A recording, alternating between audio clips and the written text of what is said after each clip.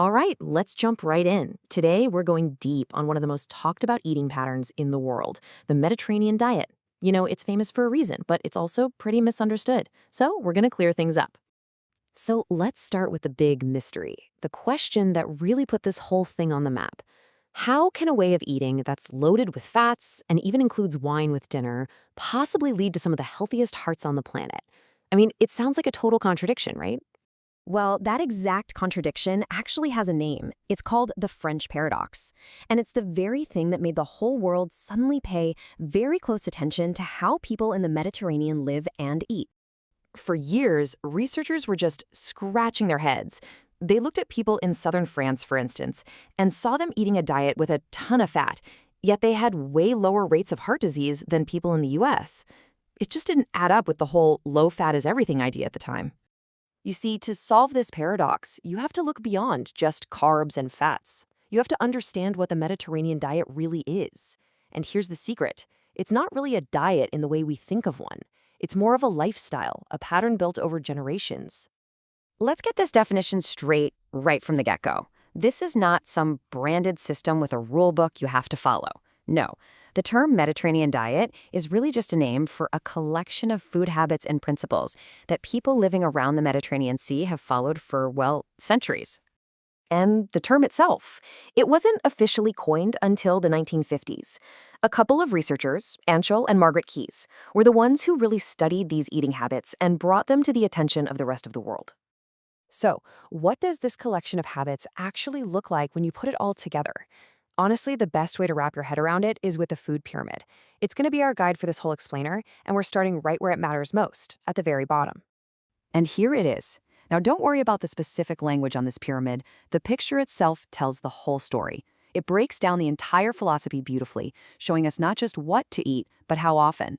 You can see that wide base. That's your foundation. The stuff at the tiny little top, that's for every once in a while.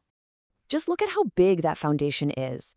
It is absolutely loaded with plant-based foods. We're talking fruits, vegetables, legumes like beans and lentils, all kinds of nuts, whole grains, and of course, tons of herbs and spices to make everything taste amazing without just dumping on salt.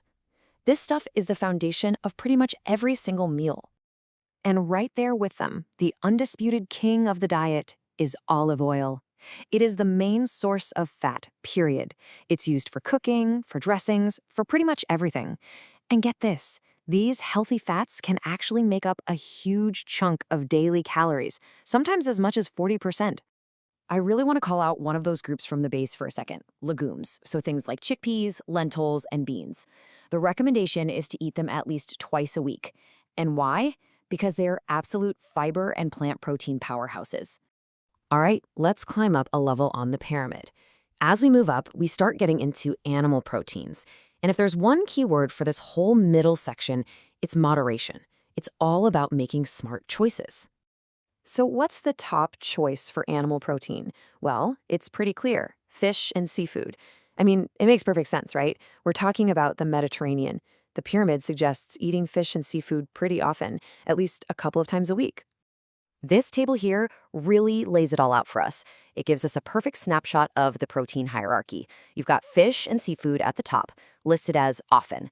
Then you move down to poultry, eggs, and dairy, which are eaten weekly and in moderate amounts. And way up at the very, very top of the pyramid, that's where you find red meat and sweets in the rarely category. And here's a super interesting detail about dairy. It's not just about how often, but also about the form. When people eat dairy, it's usually fermented stuff like cheese and yogurt, not so much big glasses of milk. And again, always in moderation. Okay, so we've covered a lot of food, but now we're at the final, and you could argue the most important piece of the whole puzzle. To really get why this works so well, we have to zoom out from the plate and look at the entire lifestyle. This is what makes it so much more than just a list of foods. Let's go back to our pyramid and look really close at the very, very bottom, like underneath all the food. What do you see? You see people. People moving, people sharing meals, people connecting. This is such a brilliant way to show that daily activity and that social connection are just as foundational as the food itself. And what about drinks? Super simple. Water is the go-to for staying hydrated all day. And wine? Yep, it's often part of the picture, but keywords in moderation, and usually with meals, as part of that whole social experience we were just talking about. So, what's the big takeaway from all this? The Mediterranean diet isn't a diet, it's a powerful collection of interconnected habits. It is not an all or nothing game. And that brings me to my final question for you. Looking at this whole picture, what's just one habit, one single thing that you could see yourself adopting tomorrow?